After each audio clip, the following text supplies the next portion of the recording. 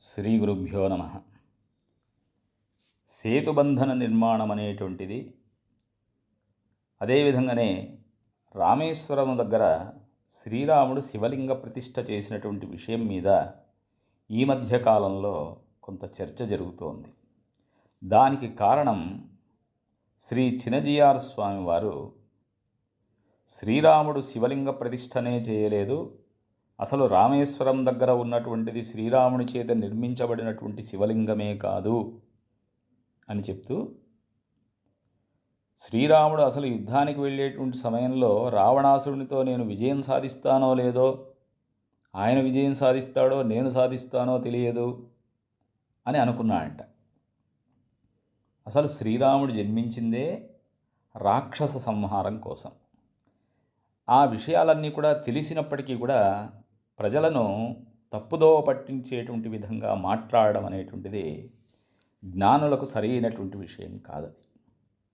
అసలు శ్రీమద్ రామాయణంలో చెప్పిండేటువంటిది యుద్ధకాండలో 126వ సర్గలో శ్రీరాముడు విజయం సాధించిన తరువాత పుష్పక విమానంలో ప్రయాణం చేస్తూ వెళుతూ సీతాదేవికి అనేకమైనటువంటి అక్కడ ఉన్నటువంటి ఆ ప్రకృతిని, అక్కడ ఉన్నటువంటి పర్వతాలను, ఆ నదీ నదాలను అన్నిటినీ కూడా చూపిస్తూ వాటి యొక్క విశేషాన్ని చెప్తూ వచ్చారు.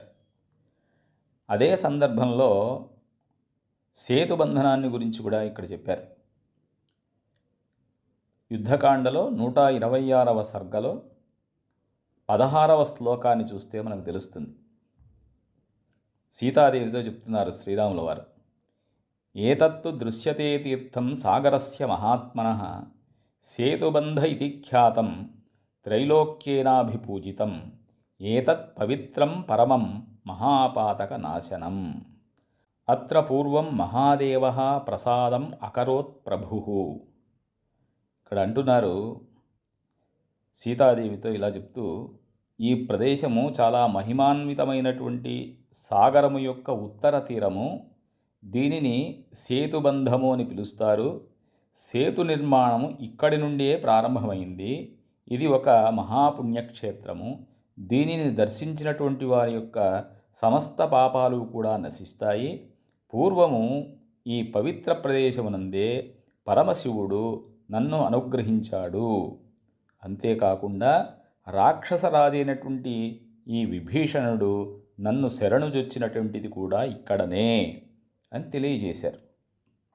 మరి ఈ విషయం చినజీఆర్ వారికి తెలియదా అంటే తెలుసు, కానీ ప్రజలను మభ్యపెట్టడం, విష్ణుతత్వాన్ని చెప్పడంలో తప్పు లేదు.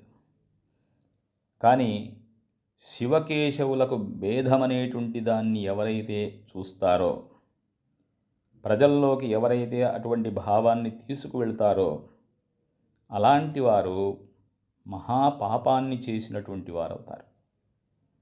అసలు శ్రీరాముడు శివలింగ ప్రతిష్ఠ చేసినటువంటి విషయం కూర్మ పురాణంలో ఇలా చెప్తున్నారు. సేతుమధ్యే మహాదేవం ఈశానం కృత్తివాససం స్థాపయామాస వైలింగం పూజయామాస రాఘవ తస్య దేవో మహాదేవః పార్వత్యా సహ శంకరః ప్రత్యక్షమేవ భగవాన్ దత్తవాన్ వరముత్తమం ఏ త్వయా స్థాపితం లింగం ద్రక్ష్యంతీహ ద్విజాతయః మహాపాతక సంయుక్తాః తేషాం పాపం వినశ్యతి అన్యాని చైవ పాపాని తీరే తత్ర మహాదధేః దర్శనాదేవ లింగస్య నాశం యాంతి న సంశయః యావత్ స్థాస్యంతి తరవో యావదేవ చ మేదిని యావత్ సేతుశ్చ తావశ్చ స్థాస్యామ్యత్ర తిరోహితః స్నానం దానం జపః శ్రాద్ధం భవిష్యత్యక్షయం తతః స్మరణాదేవ లింగస్య దినపాపం ప్రణశ్యతి ఇత్యుక్త్వా భగవాన్ వాచం పరిష్వజ్య చ రాఘవం స నందీ సగణో రుద్రః తత్రైవాంతరధీయత. సేతు నిర్మాణానికి ముందే శ్రీరాముడు ఇక్కడ శివలింగాన్ని ప్రతిష్ఠించి చర్మాంబరధారి అయినటువంటి ఆ మహాదేవుణ్ణి పూజించాడు.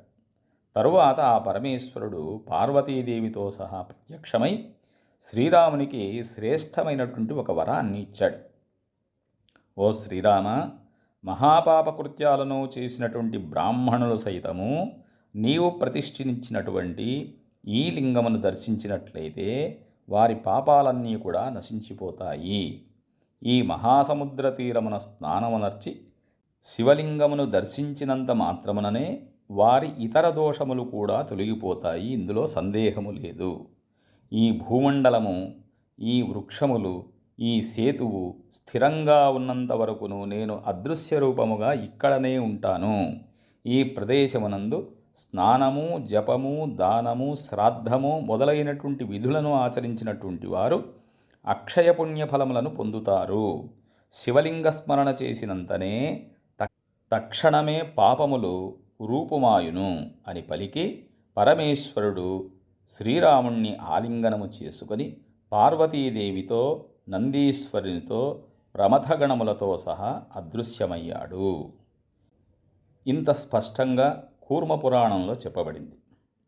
మరి పద్మపురాణం చూసినట్లయితే రావణుని సంహరించిన తరువాత పుష్పక విమానంపై అయోధ్యకు బయలుదేరినటువంటి శ్రీరాముడు ఇక్కడికి రాగానే ఆ విమానము నుండి దిగి శివలింగ ప్రతిష్ఠ చేశాడు. తరువాత పరమేశ్వరుడు శ్రీరామునికి ప్రత్యక్షమయ్యాడు. ఈ పురాణాల కథలను బట్టి శ్రీరాముడు ఇక్కడ శివలింగాన్ని ప్రతిష్ఠించినట్లు మనకు తెలియబడుతోంది. ఈ క్షేత్రమే రామేశ్వరము అనేటువంటి పేరుతో ఇప్పటికీ కీర్తింపబడుతూ ఉన్నది. ఇటువంటి విషయాలను మేధావులు ప్రజలకు అర్థమయ్యే విధంగా చెప్పాలి కానీ వారిని తప్పుదోవ పట్టించే విధంగా చెప్పకూడదనేటువంటి విషయాన్ని తెలియజేస్తూ విరమిస్తున్నాను. స్వస్తి. జై శ్రీరామ్.